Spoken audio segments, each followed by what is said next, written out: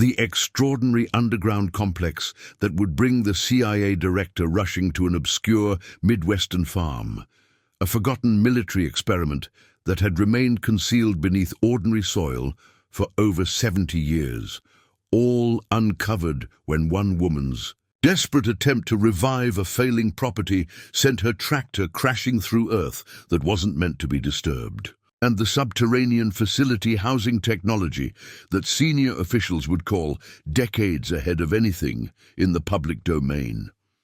Before we jump back in, tell us where you're tuning in from, and if this story touches you, make sure you're subscribed, because tomorrow I've saved something extra special for you.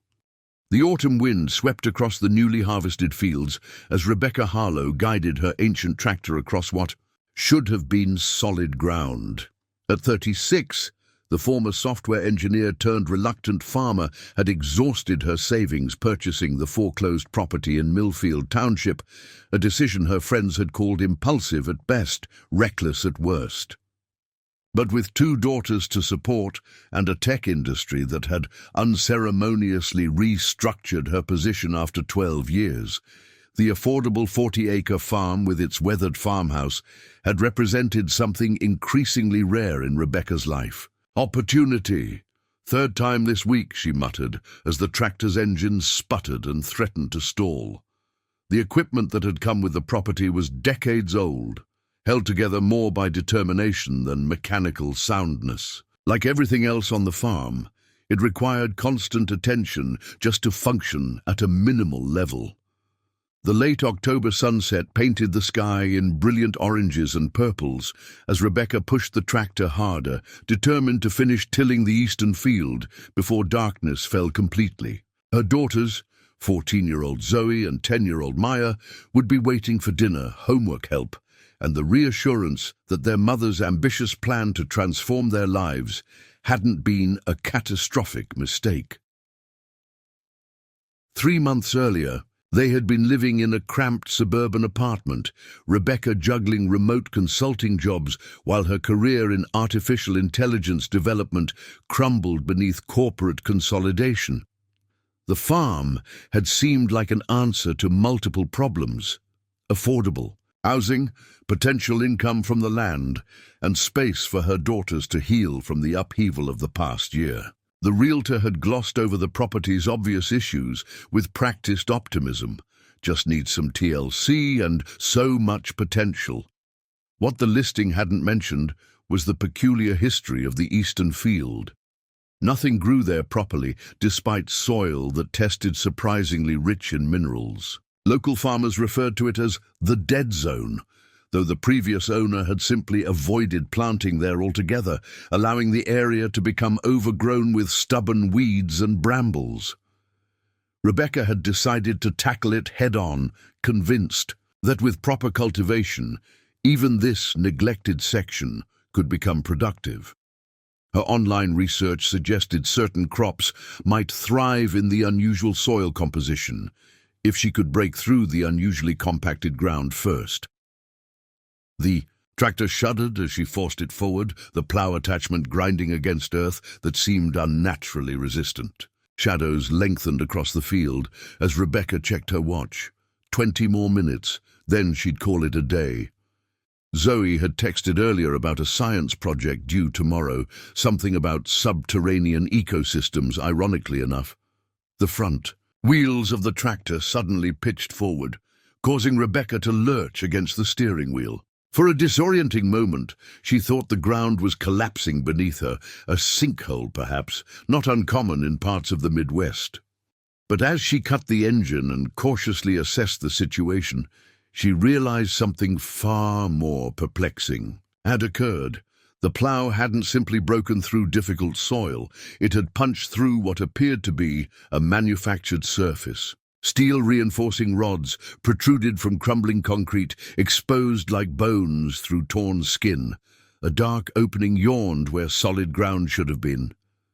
"What the hell?" Rebecca whispered, climbing down from the tractor with phone in hand, its flashlight feature illuminating what couldn't possibly exist on her newly purchased property, a man-made structure buried beneath the field. The beam of light revealed a precipitous drop beyond the broken concrete, at least 15 feet down to what appeared to be a floor of some kind. Metal glinted in the darkness. Not the rusted farm equipment she'd become accustomed to, but something pristine, preserved. Something that had no business being hidden beneath a struggling Midwestern farm. Rebecca's first instinct was caution. To back away, call authorities, report whatever bizarre underground structure she'd discovered. But curiosity kept her rooted at the edge of the opening, scanning the darkness below. The light from her phone caught something unexpected, a symbol embossed on what looked like a wall or door panel. Not a company logo or standard government marking, but something geometric and complex that stirred an odd sense of recognition. As a specialist in pattern recognition algorithms, Rebecca had developed an eye for meaningful design. This symbol wasn't random. It contained embedded information, mathematical relationships that seemed vaguely familiar from her research days. Before she could analyze it further, her phone chimed with another text from Zoe. "Mom, dinner. Maya's getting hangry." Reality reasserted itself. She was a single mother with responsibilities, not an adventurer. Whatever lay beneath her field had waited decades. It could wait until morning. Rebecca took several photos of the opening and the visible portions of the structure below, then carefully marked the location with warning flags from her tractor's emergency kit. As she drove back toward the farmhouse, the implications began to settle in. The dead zone, where nothing grew properly, suddenly made sense. Something substantial lay just beneath the surface, disrupting natural water flow and root systems. But what was it? A forgotten storage facility? Some kind of bunker? And more. Importantly, would its discovery help or further complicate her already precarious situation? The farmhouse lights glowed welcomingly as Rebecca parked the tractor. Inside, Zoe was heating leftover stew while Maya set the table, their domestic routine continuing, unaware that everything might be about to change. Rebecca decided to wait. Before sharing her discovery, best to have more information first to avoid unnecessarily alarming the girls. That night, after the children were asleep, Rebecca reviewed the photos on her laptop, enlarging the images to study details invisible on her phone screen. The structure's visible portions suggested military-grade construction, possibly dating back to the Cold War era. The symbol, however, didn't match any historical military insignia she could find through rapid online searches. More troubling was what appeared in the background of one image, almost lost in shadow, what looked like equipment racks and monitoring stations, preserved in a state of readiness despite decades of abandonment. Sleep eluded her as questions multiplied. Who had built this facility? Why here, on what had once been ordinary farmland? And most importantly, who needed to be notified about her discovery? By morning, Rebecca had made a decision. Before involving authorities, she needed to understand exactly what she was dealing with. After sending the girls off to school, she gathered essential equipment, better flashlights, a rope ladder, protective gloves, and a digital camera with enhanced low-light capabilities. What she couldn't possibly know as she drove the tractor back to the breach site was that her discovery had already triggered silent alarms in systems that weren't supposed to still be operational. Systems monitored by people who would find her precisely because she was trying not to be found. Rebecca Harlow had not imagined herself as a farmer at any point in her carefully planned career trajectory. With a master's degree in computer science and a specialization in artificial intelligence, her path had seemed clear: innovation, advancement, financial security. 6 months ago, she'd been leading a team of engineers at NeuroSync Technologies, developing pattern recognition systems for medical diagnostics. Her downtown apartment had featured a view of the city skyline. Her retirement account had been healthy, and her daughters had attended a well-regarded school with a strong STEM program, then came the acquisition. Strategic restructuring was the corporate euphemism for the layoffs that followed. Despite her seniority and accomplishments, Rebecca found herself among the redundant assets. The severance package was generous but finite. Preparing and narrating this story took us a lot of time, so if you are enjoying it, subscribe to our channel. It means a lot to us. Now back to the story. After 3 months of interviews that led nowhere, too experienced for entry positions, too specialized for lateral moves, too female and too 40 adjacent for the youth-obsessed tech startups, her options had narrowed dramatically. "Mom, when are we getting internet installed?" Zoe called from the farmhouse porch as Rebecca returned from her morning inspection of the property's fencing. Her older daughter's hair was pulled back in a messy bun, laptop balanced precariously. On her knees, as she hunched in the spot where the farmhouse's ancient Wi-Fi signal occasionally reached beyond the walls. "The technician is scheduled for Thursday," Rebecca replied, wiping her hands on work jeans that still felt stiff and unfamiliar. "Same answer as yesterday." Zoe's sigh carried across the yard. "My history project is due Wednesday. The library in town has decent connection speed. I can drive you there after lunch." The transition had been hardest on Zoe, who at 14 had left behind a social circle and school activities she'd spent years building.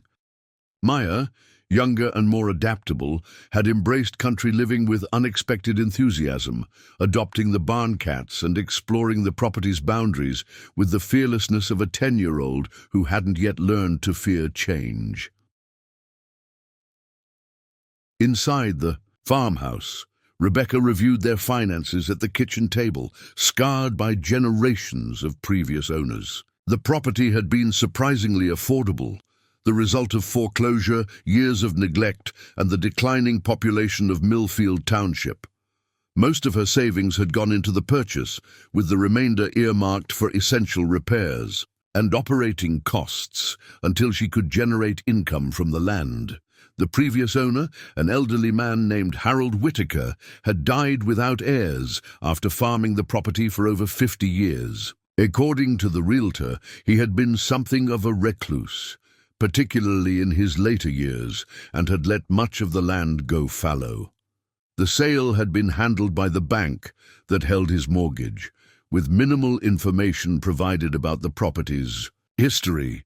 Rebecca's phone buzzed with an incoming email, another rejection from a tech company, this one not even personalized. She deleted it without fully reading the platitudes about impressive qualifications and other candidates whose experience more closely aligns with our current needs. Her fallback plan wasn't failing yet, but the margins were thinner than she'd hoped. The property came with 40 acres, but only about 25 were readily farmable. The eastern section, what locals called the dead zone, had been a particular disappointment. She'd hoped to plant specialty crops there to supply regional organic markets, but the soil tests had shown bizarre inconsistencies. Surface samples were mineral-rich but nothing thrived, suggesting deeper problems with drainage or subsoil composition.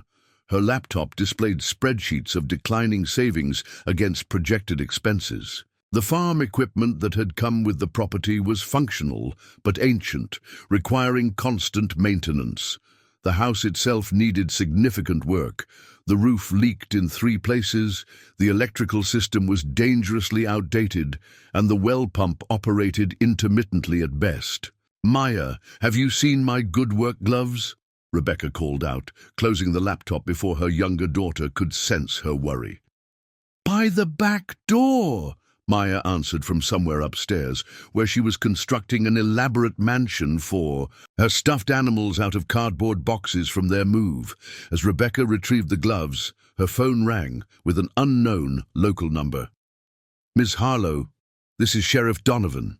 The man's voice carried the unhurried cadence characteristic of rural law enforcement. "Just checking how you're settling in out at the old Whitaker place." "We're managing, thank you." Rebecca kept her tone neutral, wondering if this was simple. Small-town courtesy or something else. Glad to hear it. Folks around here were surprised when that property sold so quick. Most assumed it would sit empty, given its peculiarities. Peculiarities? Rebecca prompted when the sheriff paused. Meaningfully. Well, Harold Whitaker was what we'd call particular about who came onto his land. County assessors, utility workers. He'd meet them at the property line with a shotgun over his arm. Legal, but unfriendly-like. Another pause. Had an arrangement with the previous sheriff about the eastern section, some kind of old agreement that it wasn't to be disturbed. Rebecca's attention sharpened. What kind of agreement? Before my time.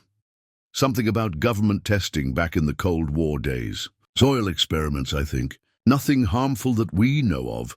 But old Harold was compensated to keep that section untouched. Might explain why nothing grows right there.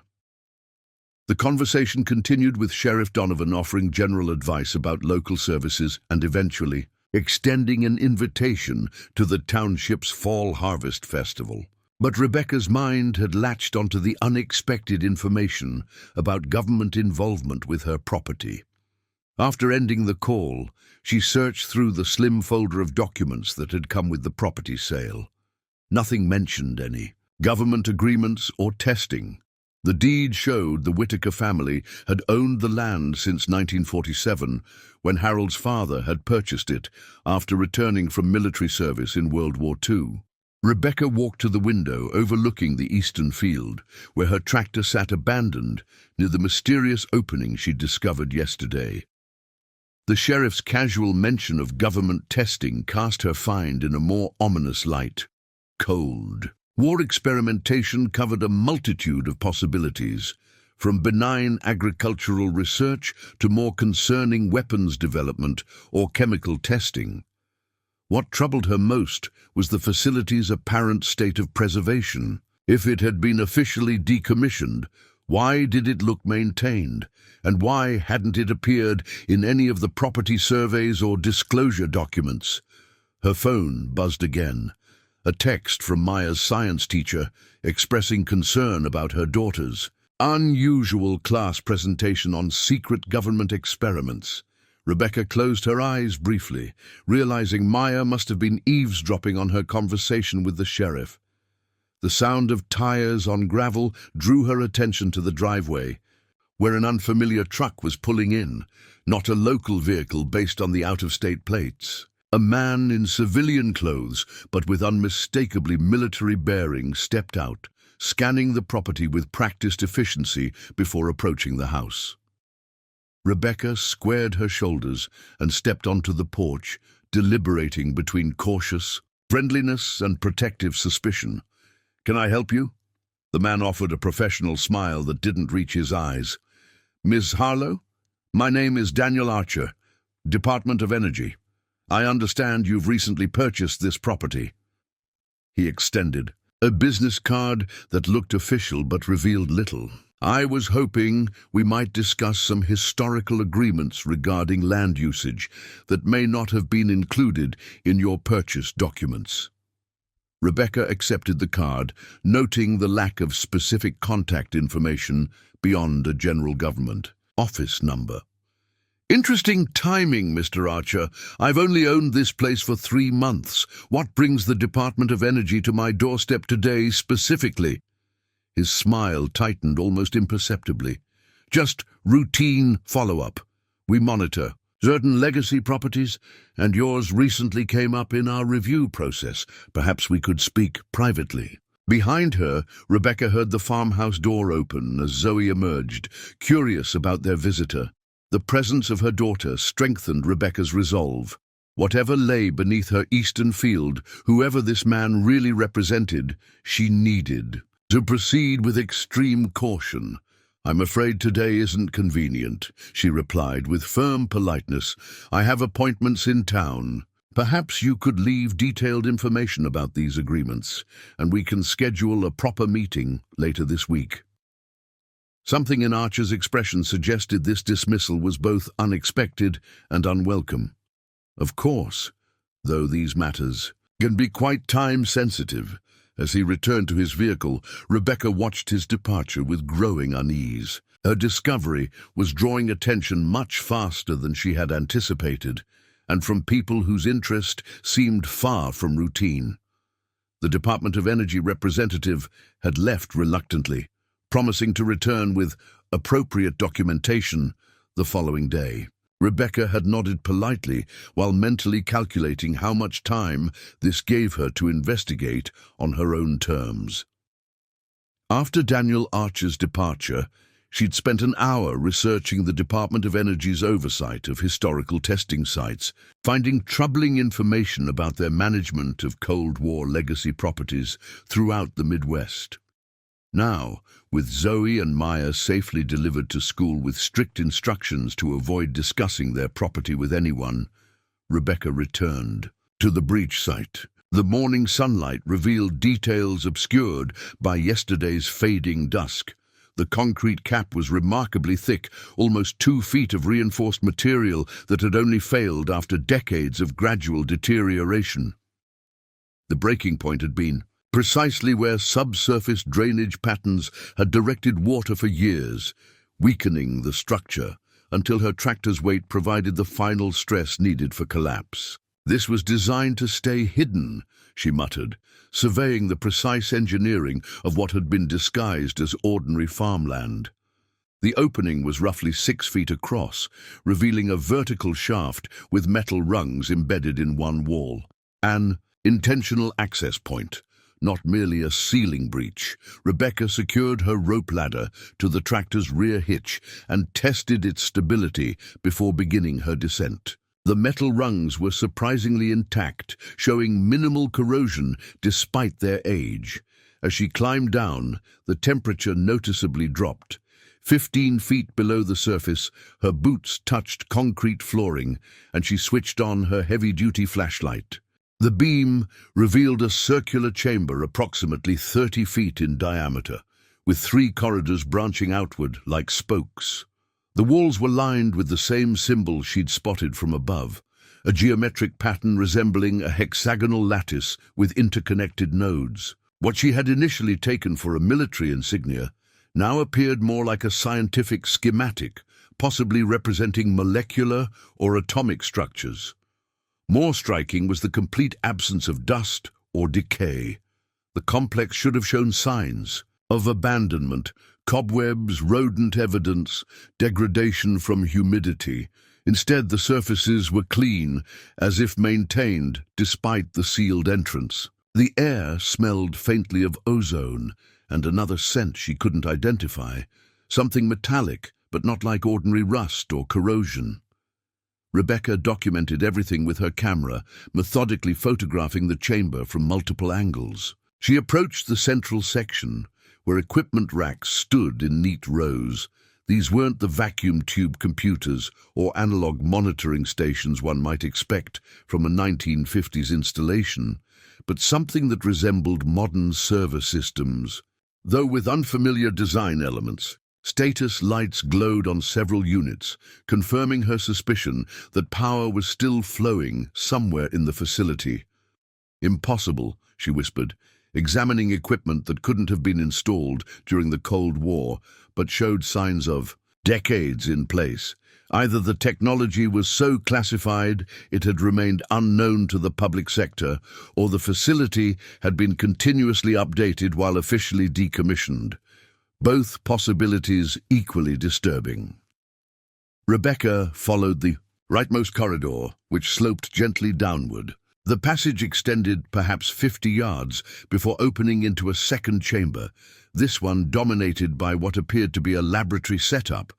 Workstations lined the walls, each featuring equipment that combined oddly anachronistic elements. Analog dials alongside what resembled transparent touchscreen interfaces. Mechanical switches next to sensor pads that lit up as she passed. At the center stood a cylindrical structure approximately 10 feet tall, surrounded by a ring of monitoring stations.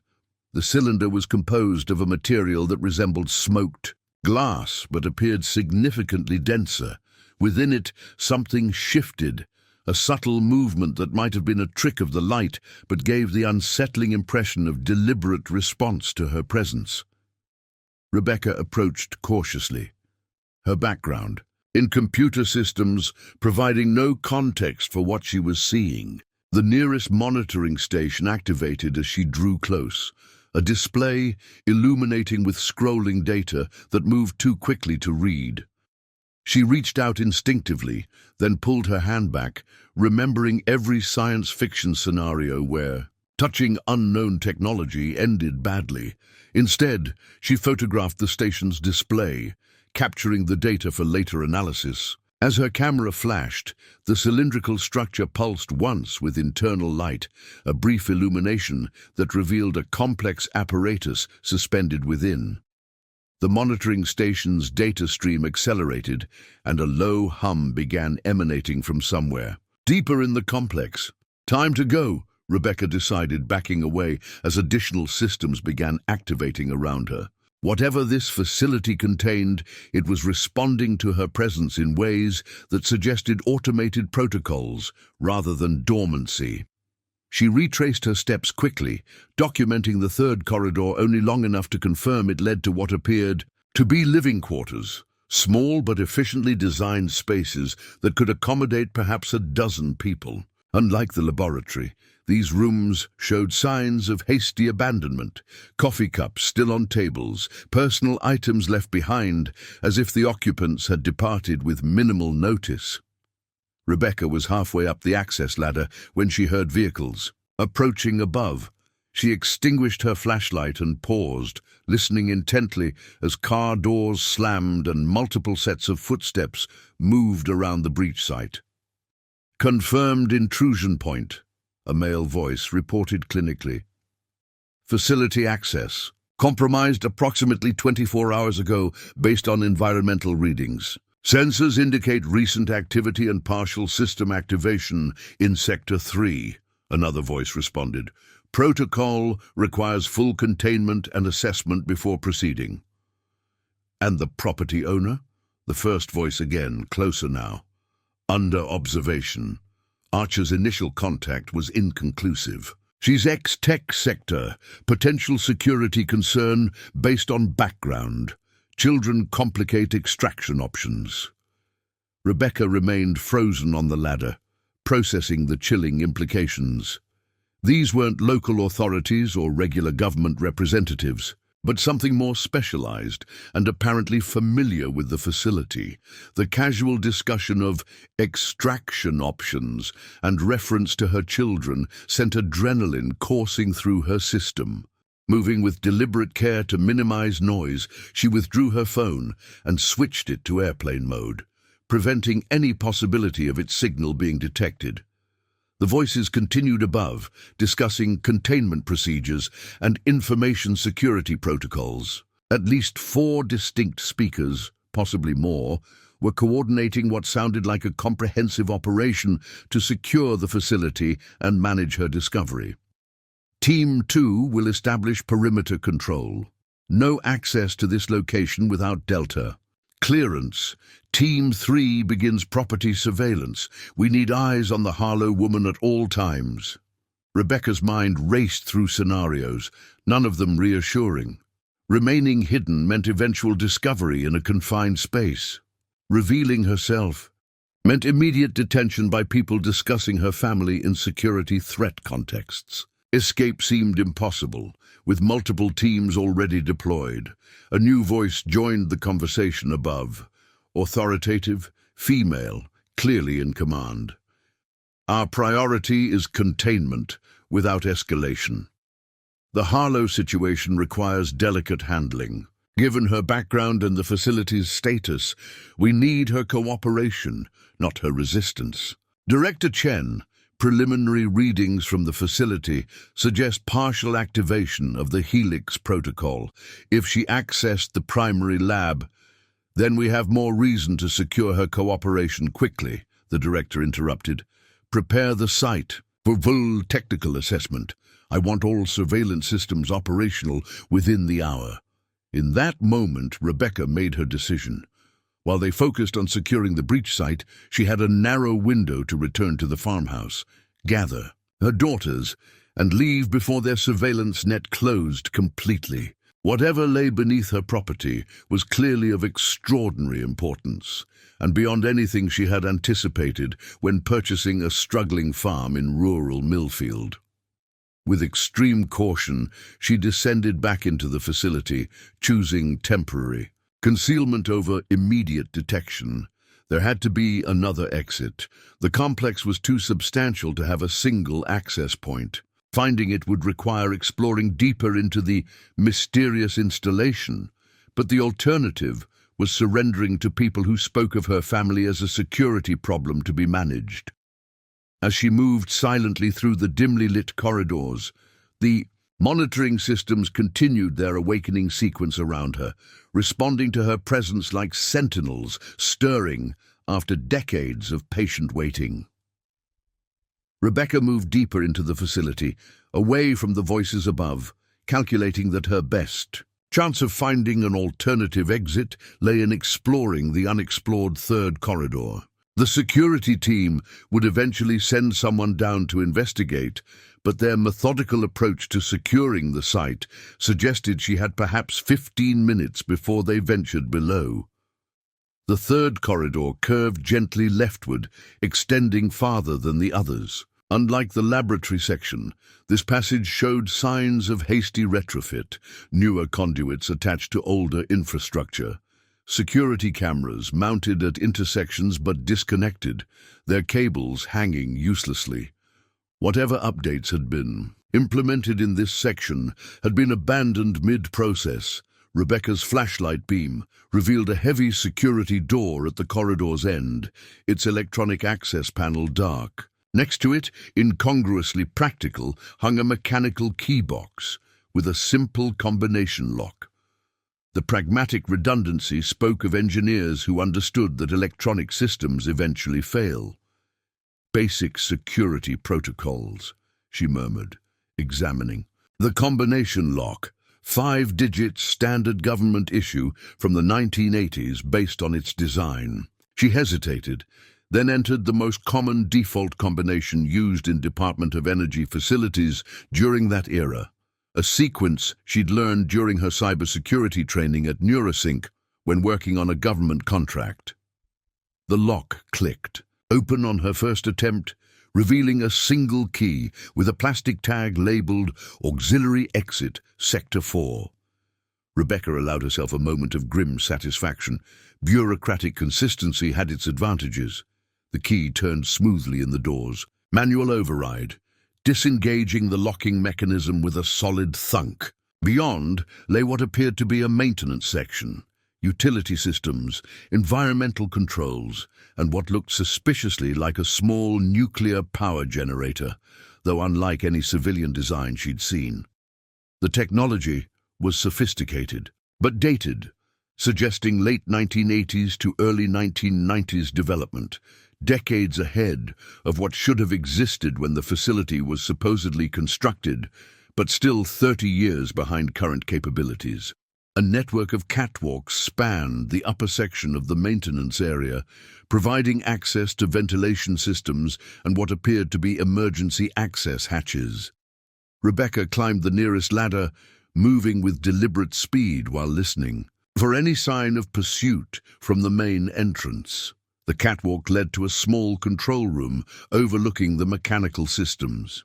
Inside, a workstation displayed a schematic of the entire facility, far larger than she had initially assumed, with multiple levels extending deeper than seemed possible for a covert installation. But more importantly, the schematic showed 4 access points, including one labeled Agricultural Monitoring Station, located nearly half a mile from the breach site at the far edge of her property near the tree line. Rebecca photographed the schematic, then noticed a personnel roster attached to the wall, names and clearance levels for a 12-person team, dated December 1994, with a handwritten note added, "Final maintenance cycle completed. Facility transition to autonomous monitoring per Project Helix parameters." Among the names, one caught her attention. Whitaker, H., Security Liaison Property Monitor. Harold Whitaker, the property's previous owner, had been officially connected to the facility, explaining his protective attitude toward the eastern field and his arrangement with local authorities. Before she could investigate further, a mechanical hum indicated power restoration to sections of the facility. The workstation screens flickered to life, displaying boot sequences and status reports. Rebecca ducked below the console as cameras in the maintenance area activated, their servo motors whirring as they panned across the space. Control room. 3. Remote activation initiated, announced an automated voice from the console speakers. Security protocols active, detecting unauthorized presence. Rebecca remained motionless as a camera above the console rotated toward her position. The synthetic voice continued. Facial recognition scan initiated. Subject identified. Genetic profile match detected. Whitaker lineage confirmed. The declaration froze her in place. Genetic profile match? Whitaker lineage? She had no family. Connection to Harold Whitaker. She'd never even heard his name before purchasing the property. Welcome, designated monitor, the system continued. Protocol Helix requires direct descendant authentication. Please place your hand on the verification panel to confirm genetic authorization. Rebecca stood slowly, examining the console where a small panel had illuminated. The system had somehow linked her genetically to the former property owner, an impossible connection unless a disturbing hypothesis formed. What if her mother's vague explanations about her biological father hadn't been evasions but genuine? Uncertainty. Her mother had grown up in a town less than 50 miles from Millfield before moving away for college. The timeline would align with Harold Whitaker's younger years. Warning, security breach detected at primary access point, the system announced. Remote override attempted, initiating countermeasures. Decision time. Rebecca placed her hand on the verification panel, watching as it scanned her palm with a grid of red light. If the system was mistaken about her identity, nothing would happen. If not, genetic verification confirmed. Welcome, Rebecca Harlow, designated heir to monitoring. Authority. What are your instructions? The question caught her off guard. Instructions? Protocol Helix parameters require designated monitor authorization to proceed with contingency response.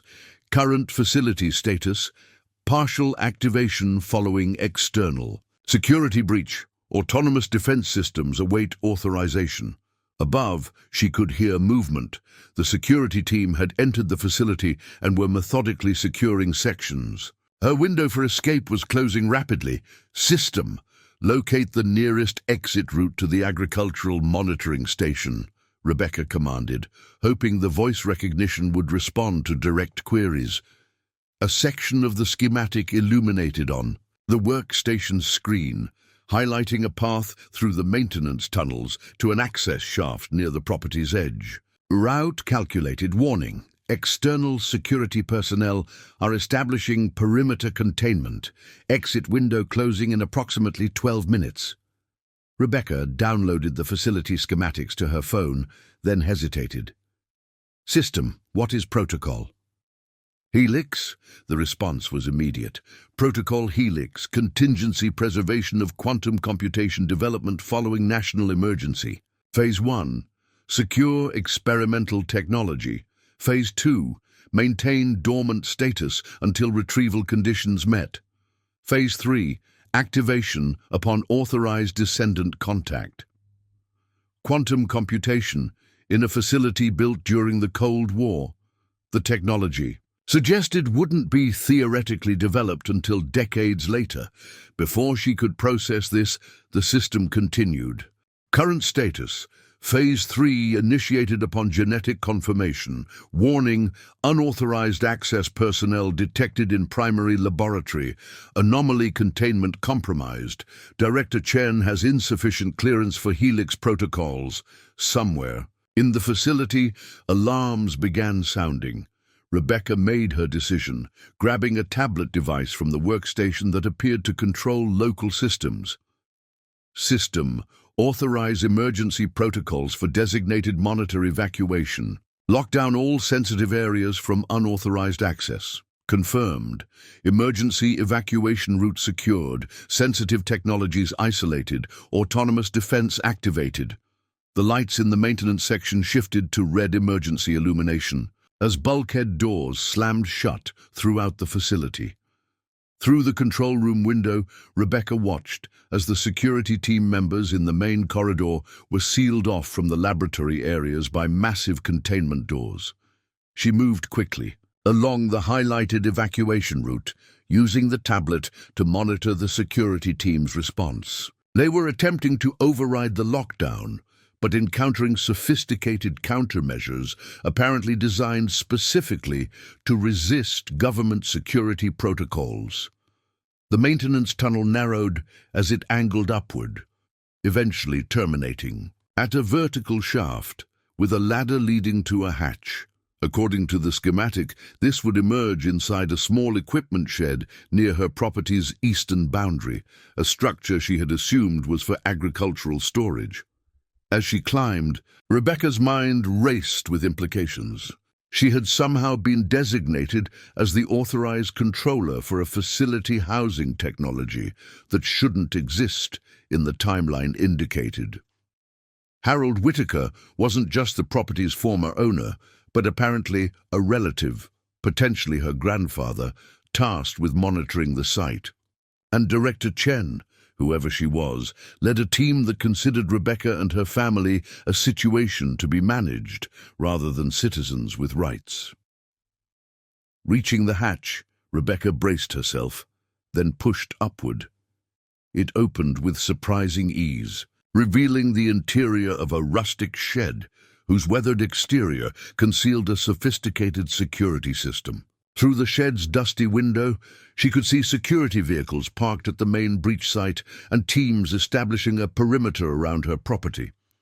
She had minutes at most to reach the farmhouse, gather her daughters from school, and escape before the security cordon closed completely, and hours, perhaps, before Director Chen's team overcame the facility's automated defenses and understood exactly what Rebecca had unintentionally activated beneath her struggling farm. Slipping out of the shed, she used the tree line for cover, moving toward the farmhouse while keeping watch for surveillance teams. The tablet had connected to her phone, displaying a real-time security assessment that confirmed her worst fears. Property containment 64% complete. Estimated time to full lockdown, 27 minutes. The race had begun. Rebecca reached the farmhouse, undetected, her knowledge of the property's terrain proving advantageous against the security teams establishing their perimeter. The house appeared untouched, but she moved cautiously, watching for signs of surveillance. The tablet she'd taken from the facility continued providing status updates on the security operation unfolding across her property. A bizarre intelligence advantage that highlighted the advanced capabilities of whatever lay beneath her farm. Inside, she moved efficiently, grabbing essential items: documents, emergency cash, a laptop containing her professional work, and the external hard drive storing precious family photos. Into a separate bag went practical necessities: clothes, basic toiletries, medications. This wasn't her first emergency evacuation. A wildfire near their previous home had taught her to prioritize irreplaceables over comforts. Her hands hesitated over the kitchen counter, where a stack of math workbooks sat beside Zoe's science, project notes and Maya's drawing of their new farm home, complete with imaginative extensions, including a swimming pool and horse stables. The normalcy of these items contrasted sharply with the security crisis unfolding outside. The tablet chimed with an incoming message: warning, property surveillance escalating, additional tactical teams deploying, estimated full containment, window reduced to 16 minutes. Rebecca grabbed her keys, then paused at a sudden realization. Her vehicle would be immediately identified and tracked. The tablet seemed to anticipate her concern, displaying a notification: alternate transportation available in agricultural monitoring station. Returning to the equipment shed would be risky, but might offer her only viable escape option. First, she needed to reach her daughters. Rebecca dialed the school's number, relieved when the administrative assistant answered promptly.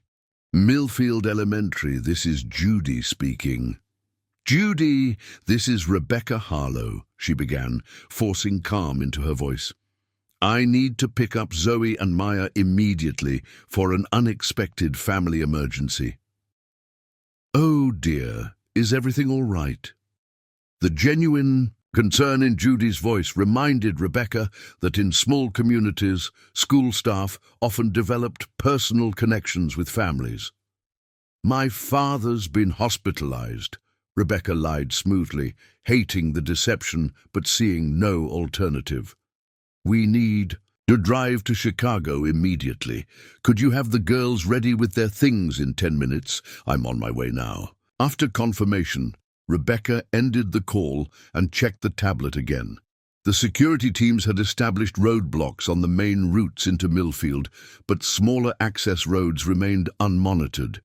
She had perhaps 20 minutes before they extended their net to include the school. Rebecca returned to the shed, finding what the system had cryptically called alternate transportation.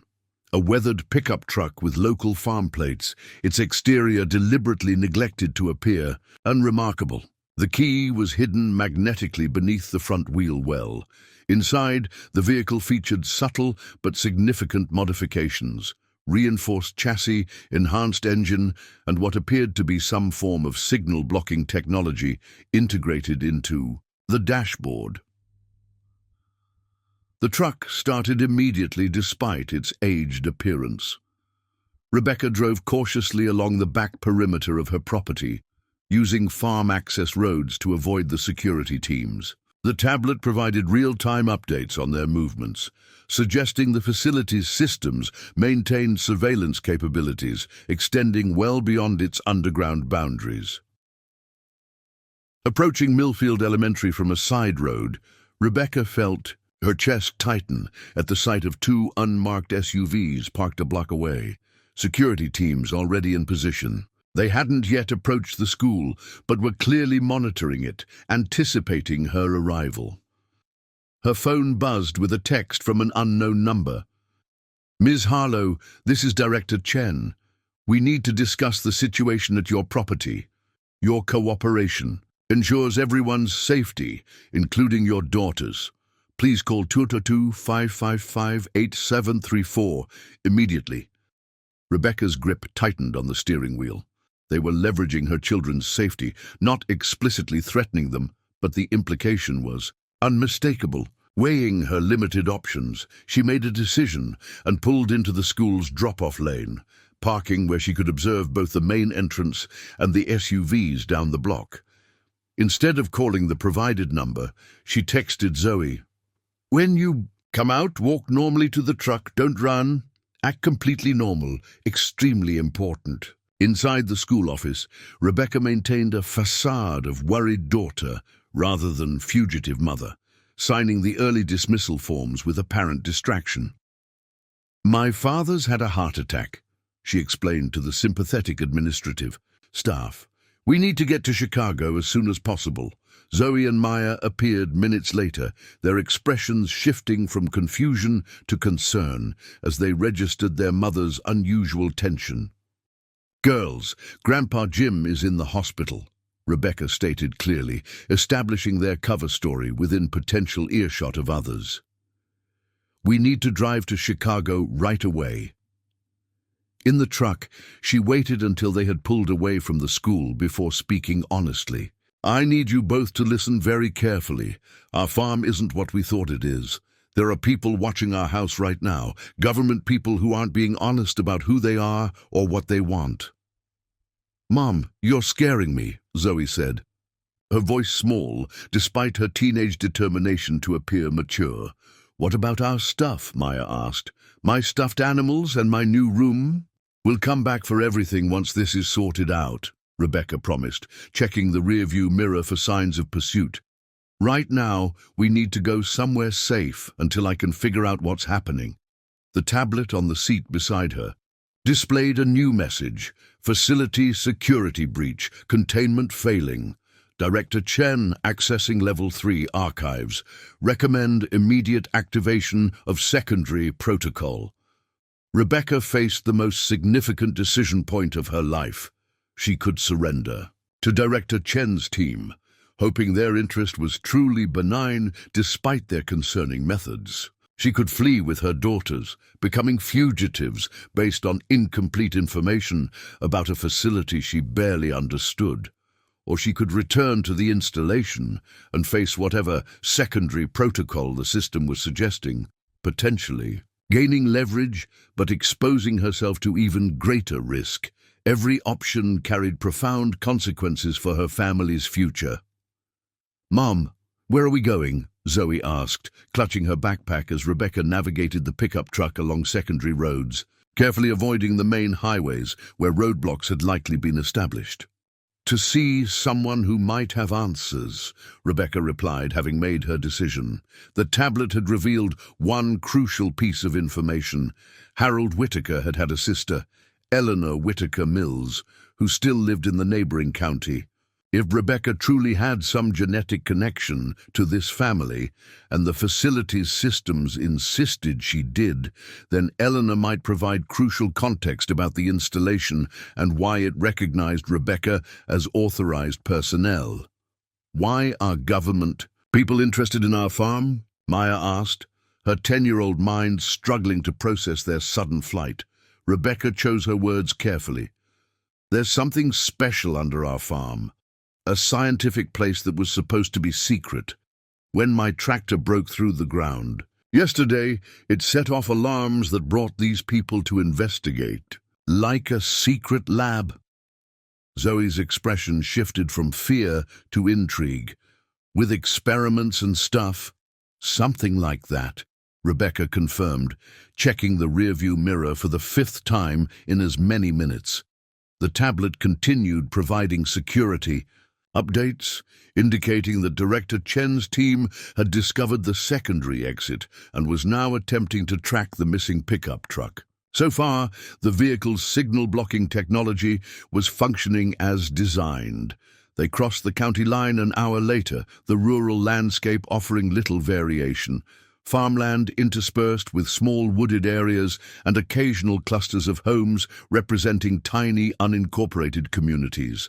Eleanor Whitaker Mills lived in one such community, a collection of houses known locally as Riveridge, though it appeared on no official maps.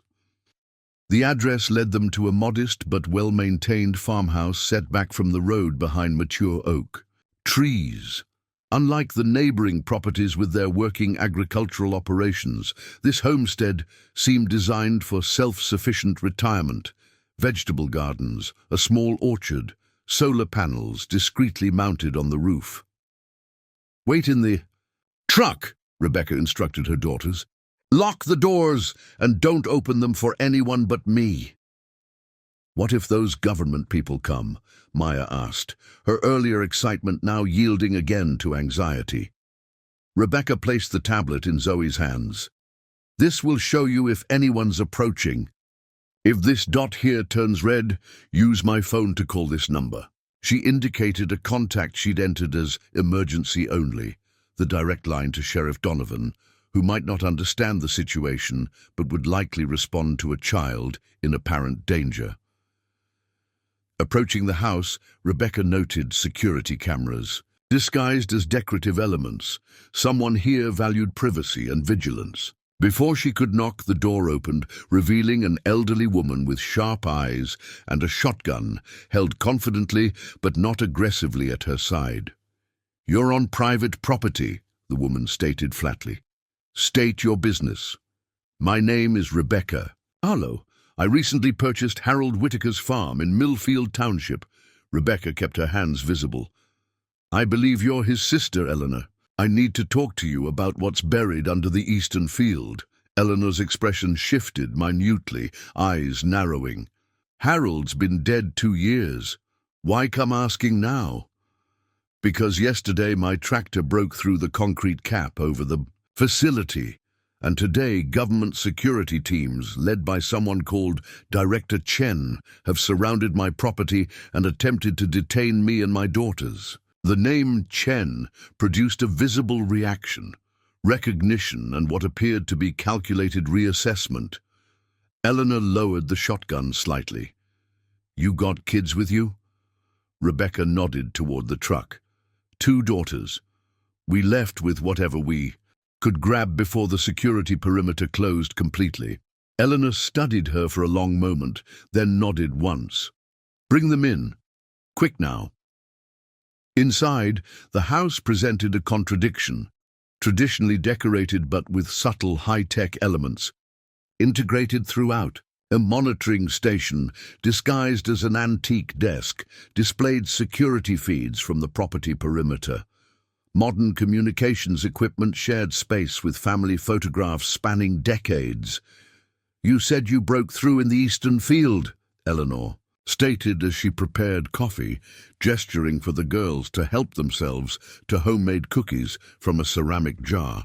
"And the system let you in." "More than that," Rebecca replied. "It identified me as having a genetic connection to the Whitaker family and designated me as the new monitor. That's impossible unless Harold was your grandfather." Eleanor finished, setting a cup of coffee before Rebecca. "Which he wasn't, at least not knowingly. But Harold wasn't the only Whitaker involved with the project. There was his brother James, my other brother." James Whitaker? The name meant nothing to Rebecca. James worked for a government research division in the early 1960s. Brilliant physicist, specialized in quantum theory when it was still theoretical. Eleanor retrieved an old photograph from a side table, showing 3 siblings in their youth: Harold, herself, and a serious-looking young man in thick glasses. James disappeared in 1964. Officially, he died in a laboratory accident. Unofficially, the family was told he had been reassigned to a classified project and could have no further contact. "And you think he might be my grandfather?" Rebecca asked, the implications staggering. "The facility recognizes Whitaker genetic markers. If you're not Harold's line, you'd have to be James's." Eleanor studied Rebecca's face. "You have his eyes, and that stubborn set to your jaw when you're thinking hard." Zoe had been examining the room with increasing curiosity. If great-grandpa James was working on quantum computers in the 1960s, that's impossible. That technology wasn't even theoretical until decades later. Eleanor smiled faintly at the girl's perception. "Smart, like James. That's exactly the point.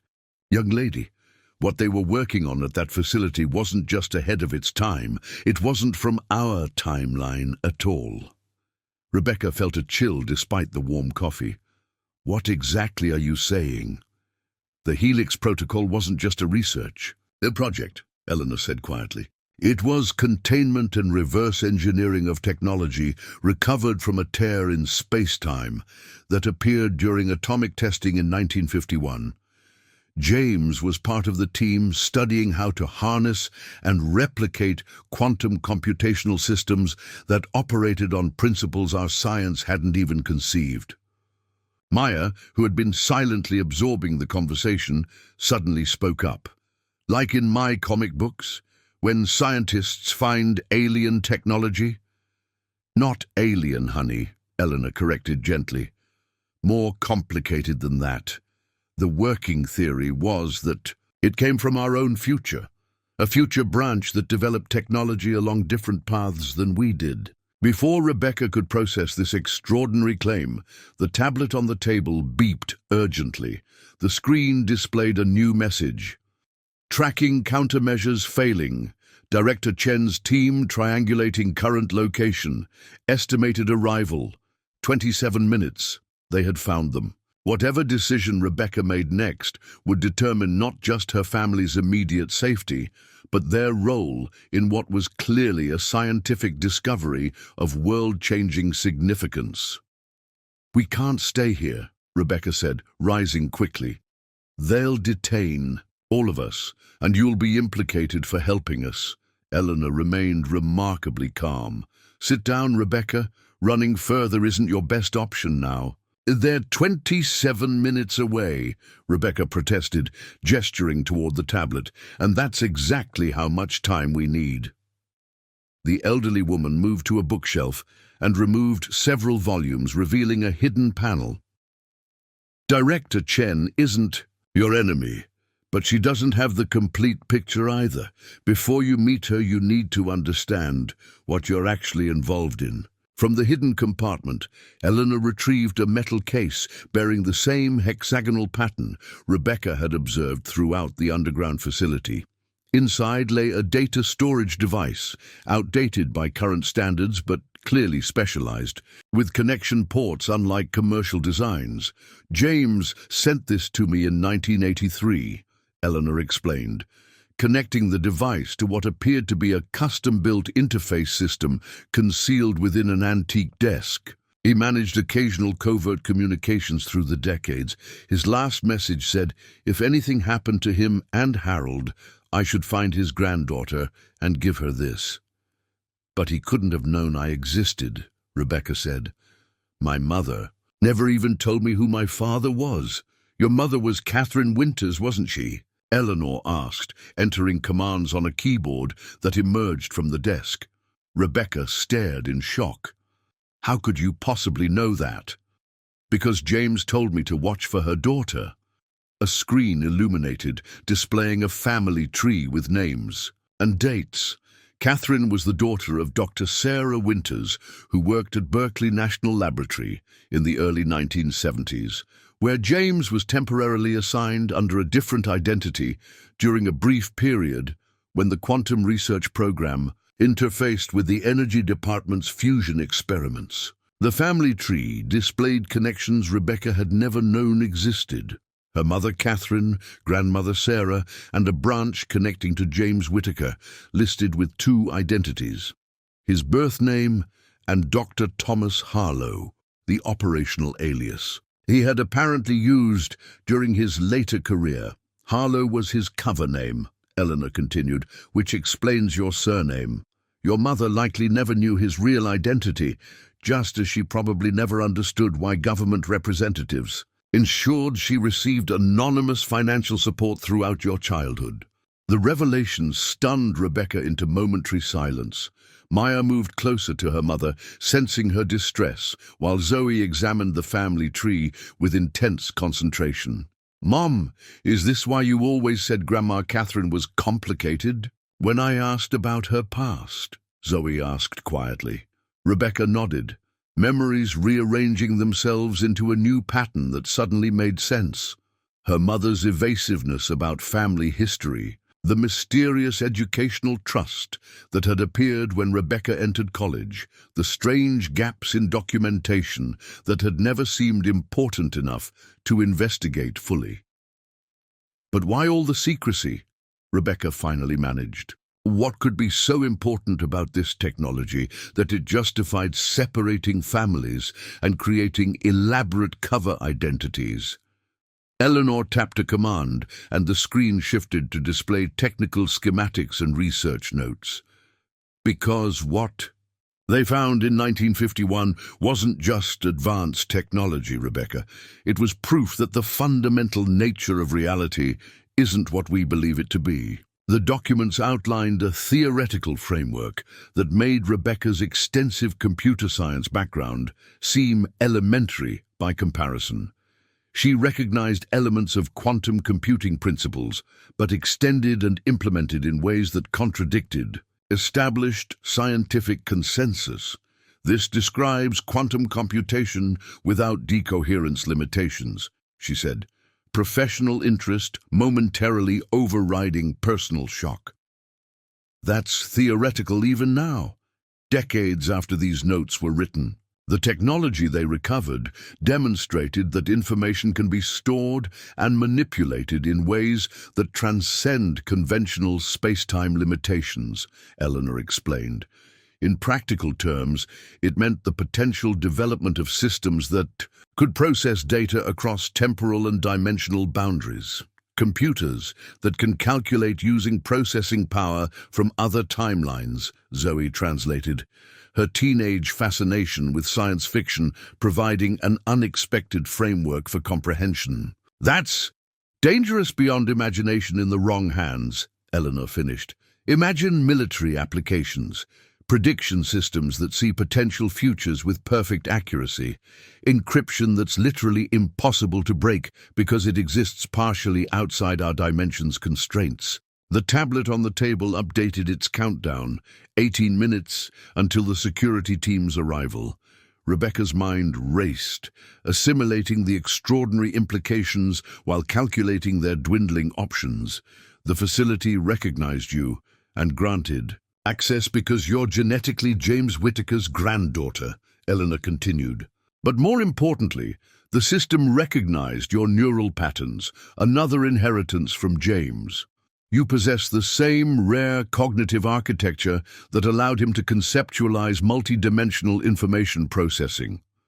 Rebecca thought of her own career, her inexplicable intuitive understanding of pattern recognition systems, her ability to visualize complex data relationships that colleagues couldn't grasp without extensive modeling.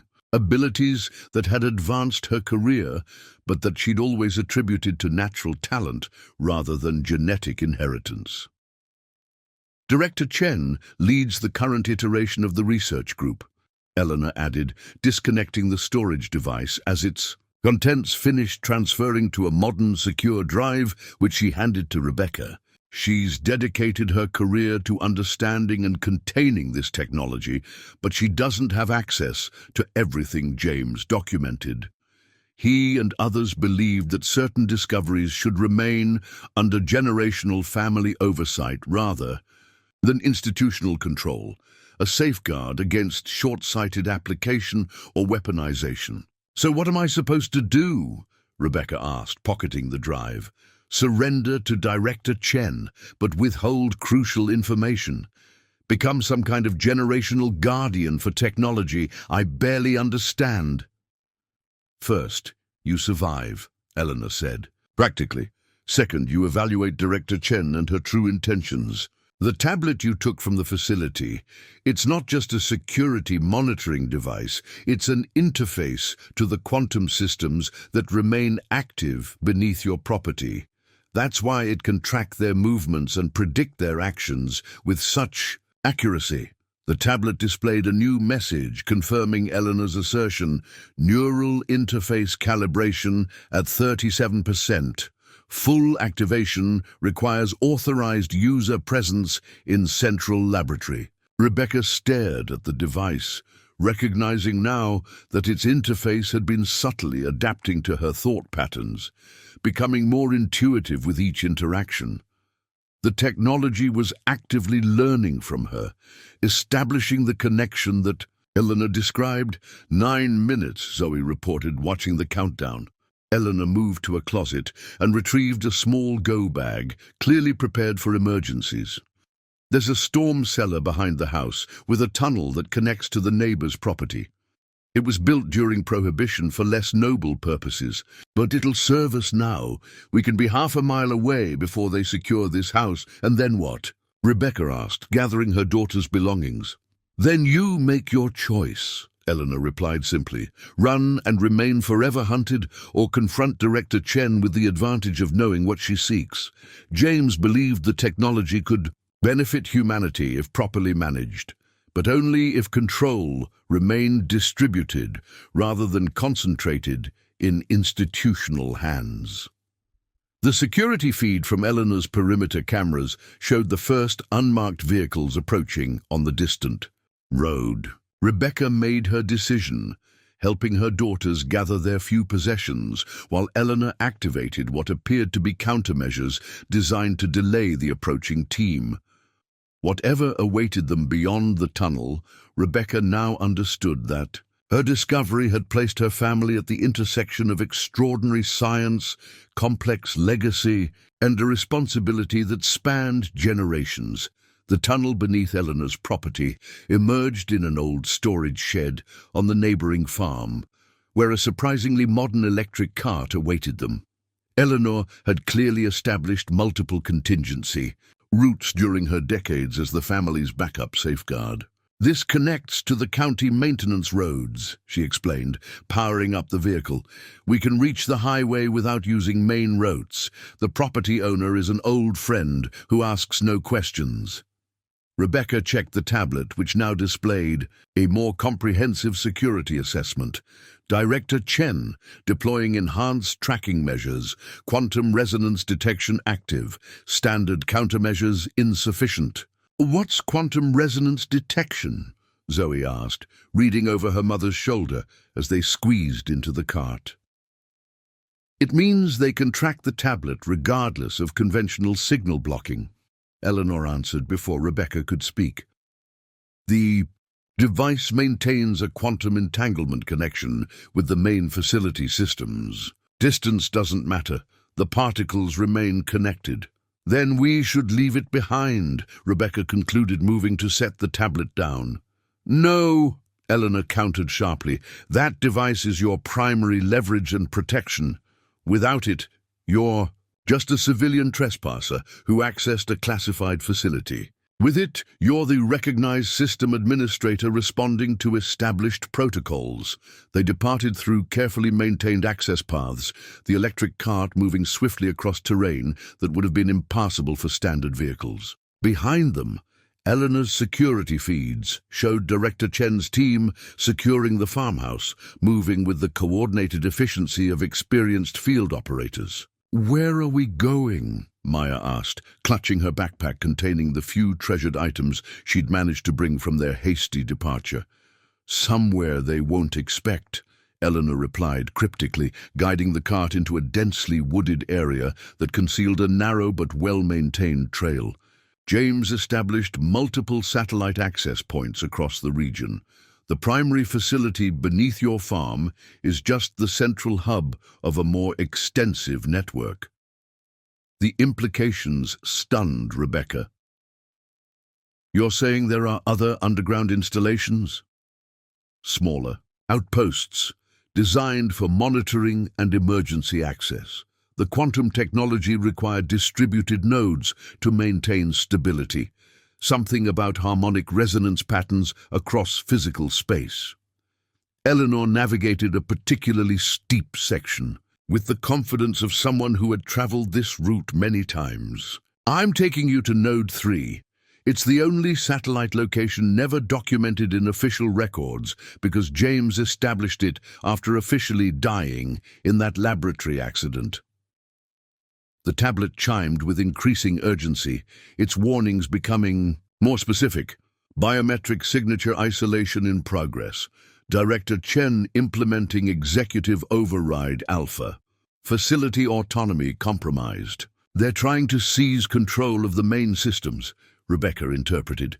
"Bypass whatever protocols recognize me as the authorized user." "They can try," Eleanor said with surprising confidence. "The quantum cores operate on principles they've never fully mapped. James and the original team ensured certain fundamental security measures couldn't be circumvented through conventional means." As they emerged from the woods, a small lake came into view, its surface reflecting the afternoon sun. Eleanor directed the cart toward what appeared to be an ordinary boathouse, weathered by decades of exposure but structurally sound. "Underwater access point," she explained, parking behind the structure to remain hidden from casual observation. The node itself is beneath the lake bed, accessible only through a pressure-equalized chamber. Cold War paranoia produced some remarkably thorough security designs. As they entered the boathouse, Rebecca's daughters stayed close, their earlier excitement now tempered by the growing realization that their situation was more dangerous than adventurous. The interior revealed sophisticated equipment disguised beneath fishing paraphernalia and maintenance tools, a deception maintained for over half a century. Eleanor activated what appeared to be an antique circuit breaker panel, revealing a modern, biometric scanner hidden within. James programmed my access years ago, but the system will recognize you as primary authority. Place your hand here. Rebecca hesitated. Before I go further down this rabbit hole, I need to understand what Director Chen actually wants. Is she trying to weaponize this technology? Suppress it? What's her agenda? That's the question, isn't it? Eleanor replied. Institutional control always walks the line between protection and exploitation. Chen has dedicated her career to understanding the quantum technology, but understanding isn't the same as wisdom. You've been monitoring her, Rebecca realized. All these years. I've been monitoring everyone who's monitored the facility, Eleanor corrected. James established a comprehensive oversight system before his death, surveillance on the surveillance. Director Chen replaced her predecessor 8 years ago. She's brilliant, methodical, and absolutely convinced of the necessity of government control over the technology. Is she dangerous? Rebecca asked, thinking of her daughters. Not in the way you might fear, Eleanor said carefully. She won't harm civilians, especially children. But she believes absolutely in her mission. She'll use legal mechanisms, psychological pressure, whatever institutional tools necessary to secure what she considers a critical national security asset. The tablet displayed a new alert. Tracking team triangulating quantum resonance. Estimated arrival at current location, 12 minutes. Rebecca made her decision, placing her hand on the scanner. The system responded immediately, the access panel reconfiguring as it processed her biometric data. A section of the boathouse floor retracted, revealing a descending spiral staircase illuminated by soft blue lighting. "Take the girls down," Eleanor instructed. "The chamber will seal automatically behind you. I'll remain here and delay them." "They'll detain you," Rebecca protested. "They've been trying to detain me for 30 years, the older woman replied. With a hint of pride, "I'm a legally registered owner of this property with permits for this structure. They'll need to obtain specific warrants to access anything beyond this boathouse, which buys you time. Besides, I'm an old woman with no direct access to the quantum systems, a dead end for their immediate concerns." Zoe spoke up unexpectedly. "Why are you helping us? You just met us today." Eleanor's expression softened. "Because James made me promise to protect his legacy, both the technology and his family. He gave up everything to ensure this knowledge wouldn't be misused. Now that duty passes to your mother, and through her, eventually to you." A distant sound of vehicles approaching prompted Eleanor to usher them toward the staircase. "The node will have communication capabilities and direct access to the quantum cores. Use it to understand exactly what's been awakened beneath your farm. Knowledge is your only real advantage against people who have been studying this technology for decades."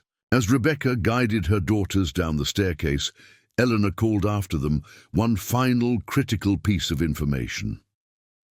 "The activation of the primary facility wasn't an accident, Rebecca. The system has been waiting for you specifically. James programmed it to fully awaken only when his direct descendant with the right neural architecture made contact. Whatever's happening now, it's following a plan he set in motion decades ago." The entrance sealed above them as they descended, the blue illumination intensifying as they reached the bottom of the staircase. Before them lay a compact but sophisticated control center, a pristine time capsule of technology that should have been obsolete but somehow anticipated design principles that wouldn't emerge for decades after its creation. At its center stood a terminal with a simple message displayed. "Welcome, Rebecca. Your grandfather left specific instructions for this contingency. Shall we begin?"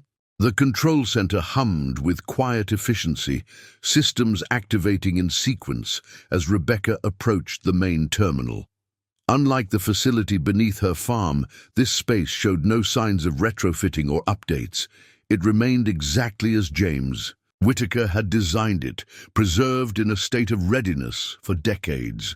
"Mom, what is all this?" Zoe whispered, her teenage bravado momentarily stripped away by the otherworldly blue glow emanating from equipment that defied conventional categorization. Not quite computers, not quite anything Rebecca had encountered in her extensive technology career. "I'm not entirely sure," Rebecca admitted, studying the interface before her. The terminal awaited her response to its welcome message, a simple text prompt, blinking patiently. "But I think we're about to find out," she typed. "Begin." The screen transformed instantly, displaying a recorded video message. The man who appeared was elderly, but carried himself with precise dignity. Thin-framed glasses, meticulously combed white hair, eyes that reflected both brilliant intellect and profound weariness. Rebecca found herself staring into a face that somehow echoed her own features in subtle but unmistakable ways. "Hello, Rebecca," James Whitaker began, his voice steady despite the recording's apparent age. "If you're viewing this message, then several contingency triggers have activated. First, I am deceased. Second, the primary facility has recognized your biometric and neural signatures. Third, circumstances have forced you to seek this satellite node rather than accepting institutional integration." Rebecca felt a chill at the specificity of these predictions, the carefully calculated branches of possibility that had led to this exact scenario. "I have limited time to explain what you've inherited," James continued. "The technical details are extensive and will be provided through the system's educational protocols. What you need immediately is context."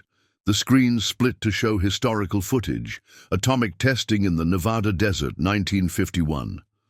A familiar mushroom cloud rose, but then the video slowed, zooming in on an anomaly at the explosion's periphery. A distortion in space itself, a ripple that didn't behave according to any known physical properties. The Castle theorem test created something unexpected, a temporary rupture in what we now understand as the membrane between dimensional spaces. James's narration continued over the footage. Within this rupture, we discovered technology that operated on principles beyond our theoretical framework.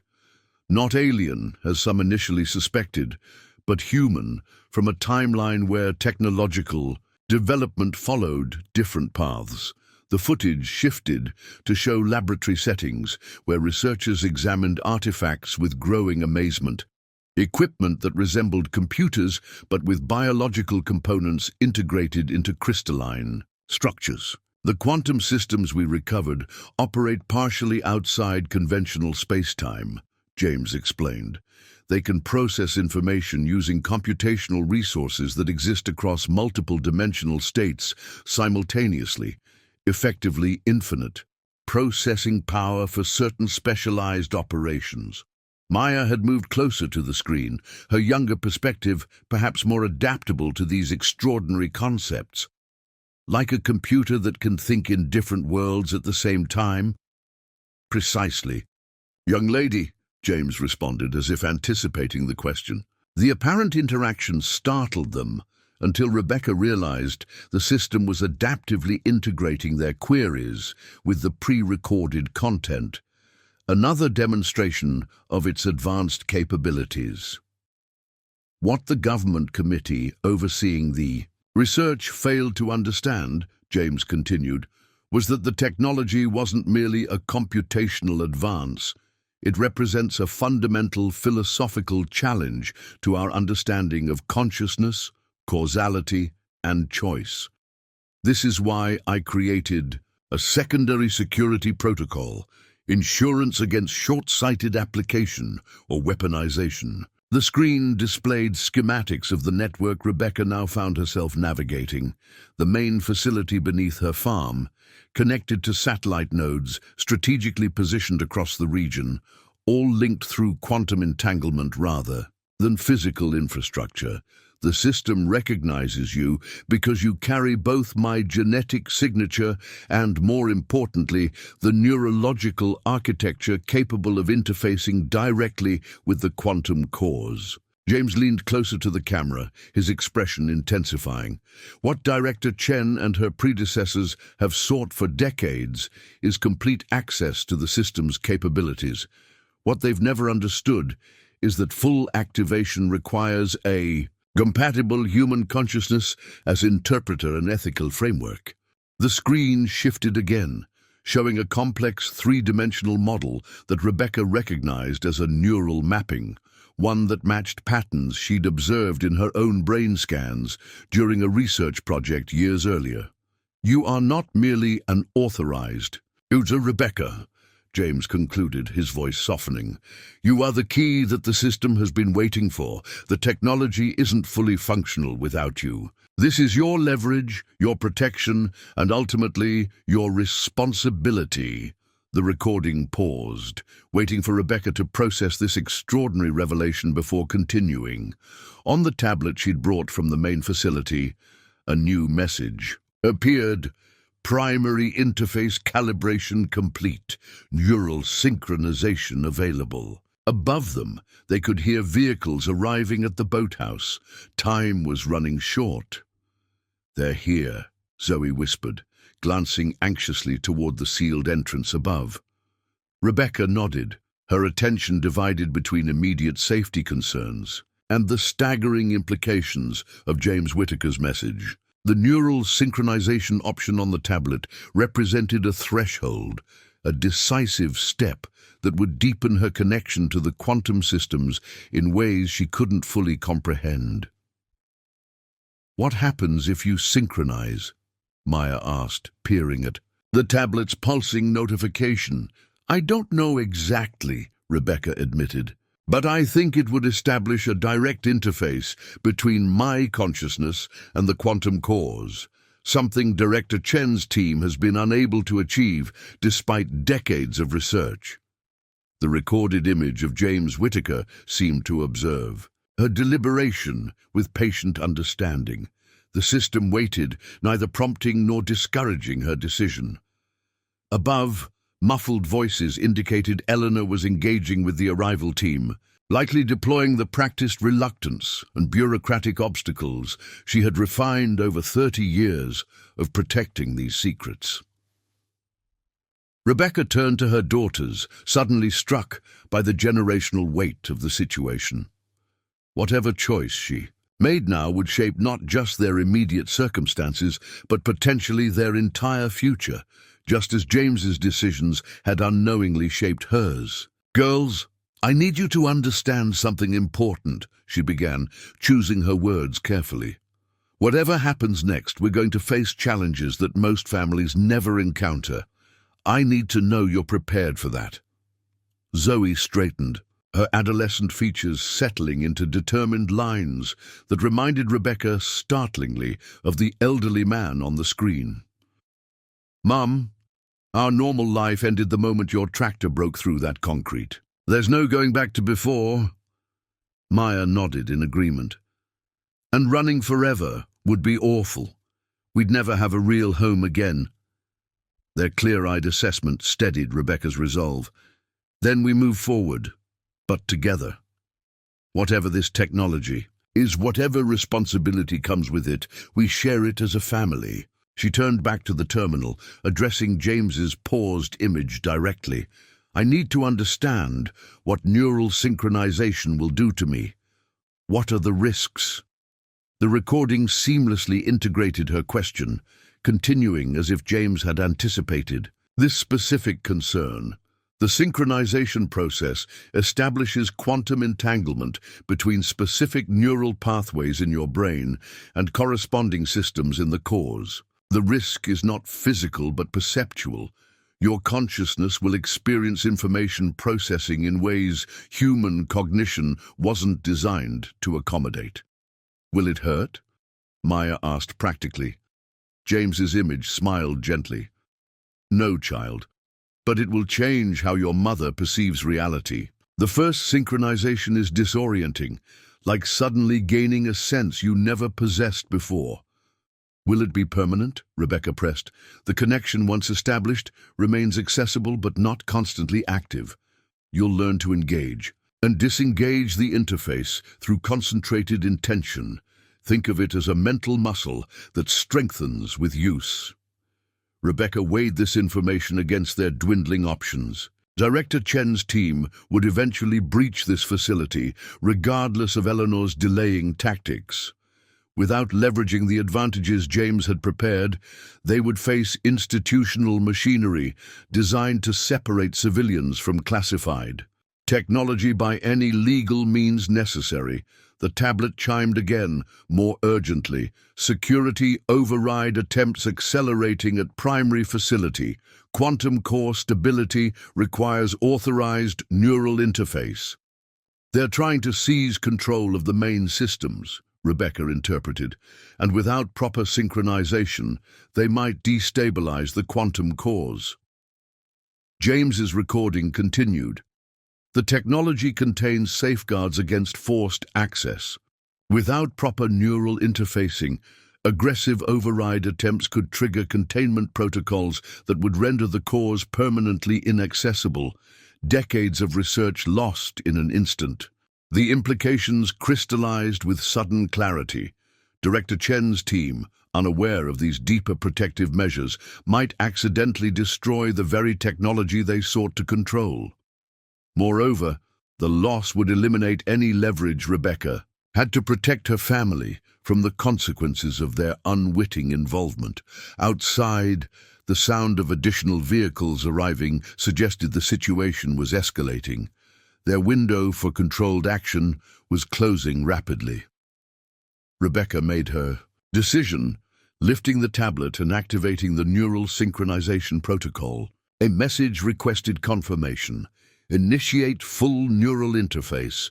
Authorized user biometric required.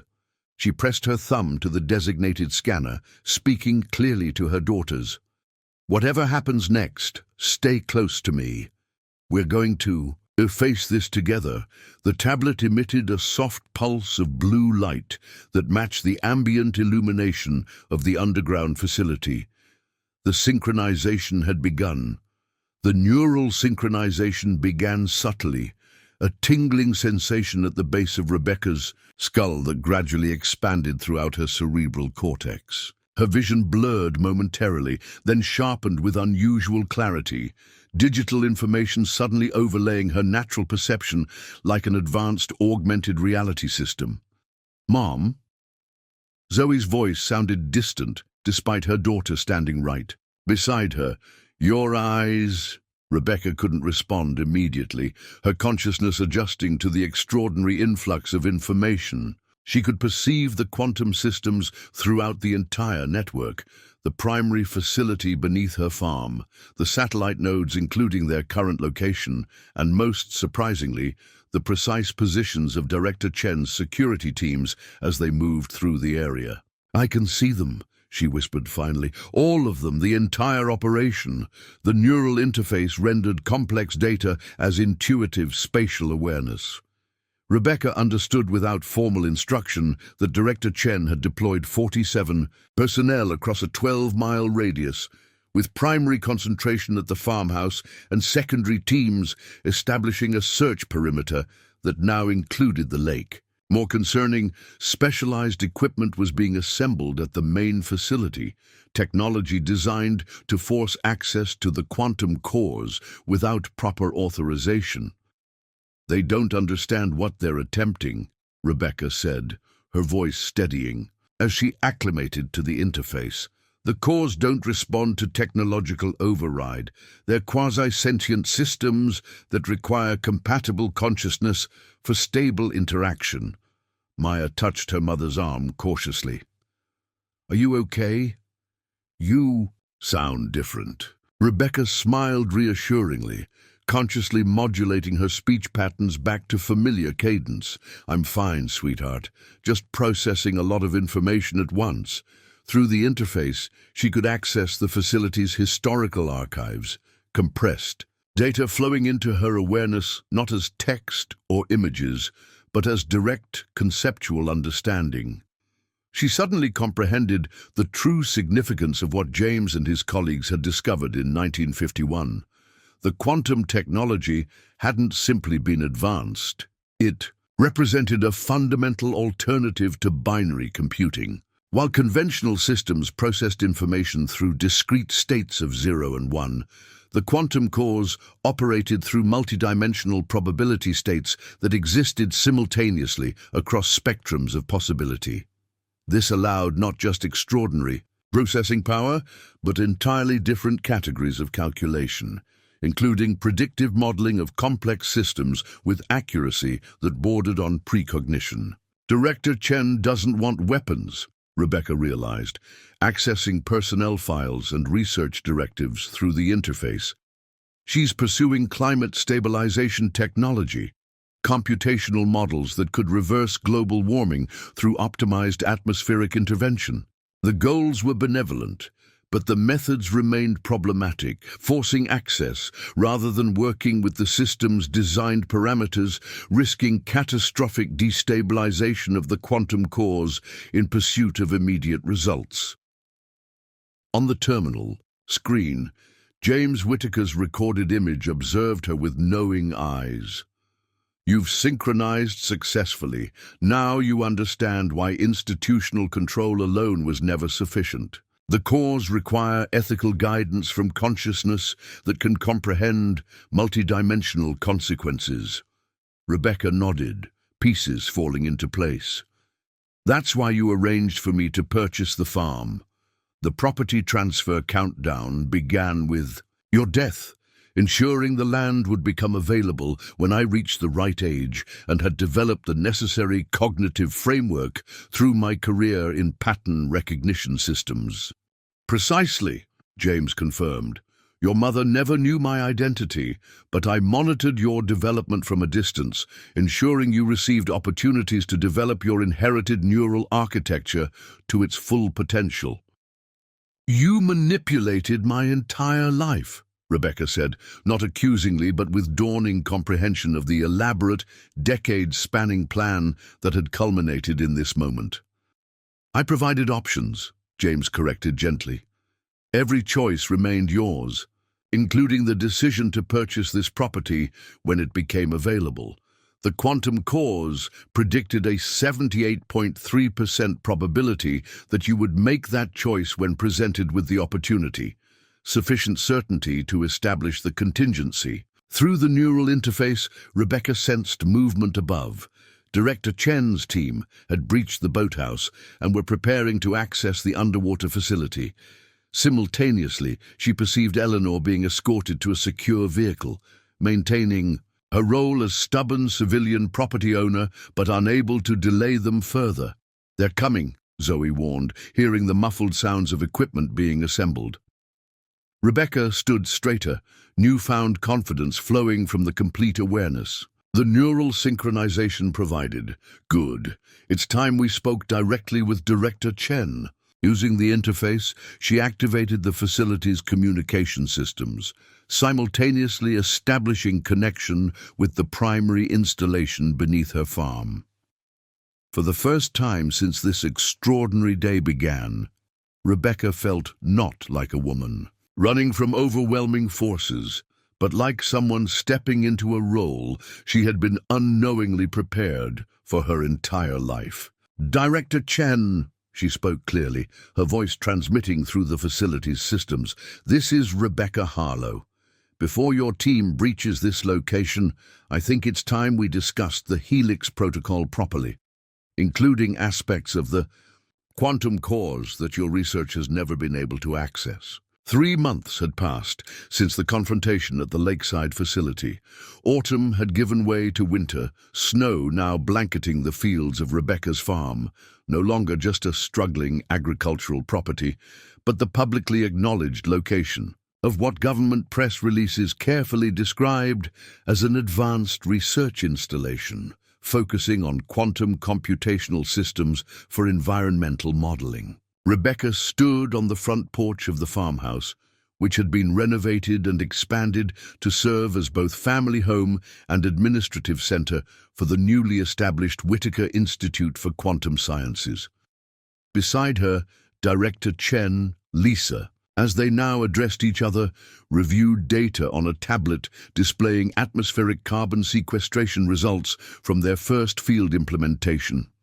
"The models are exceeding even our most optimistic projections," Lisa noted, her former adversarial stance replaced by professional collaboration after that pivotal conversation 3 months earlier.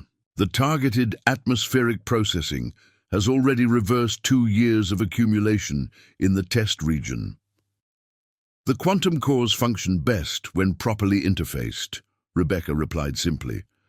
"They were designed to work with human consciousness as a guiding parameter, not against it.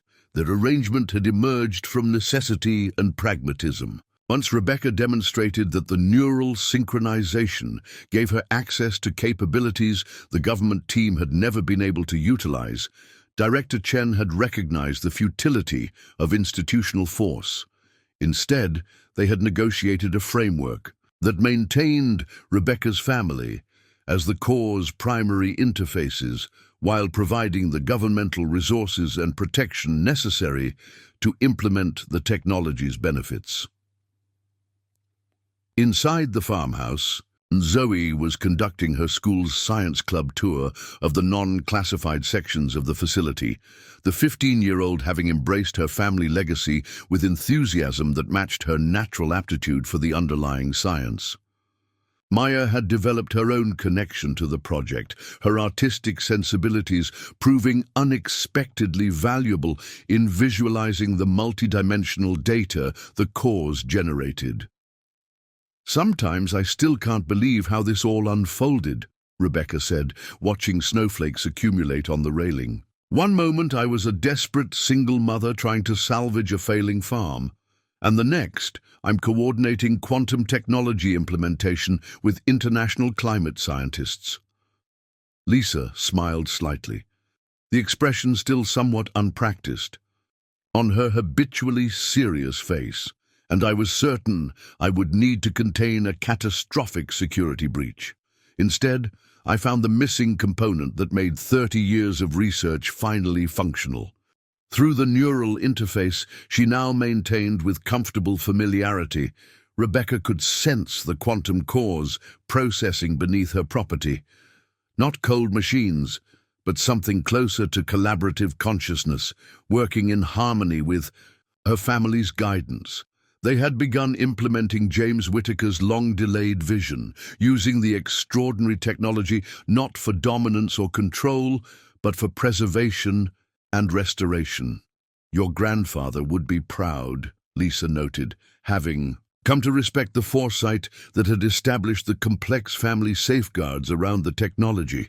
Rebecca nodded, thinking of the man she'd never met, but whose legacy now defined her family's purpose.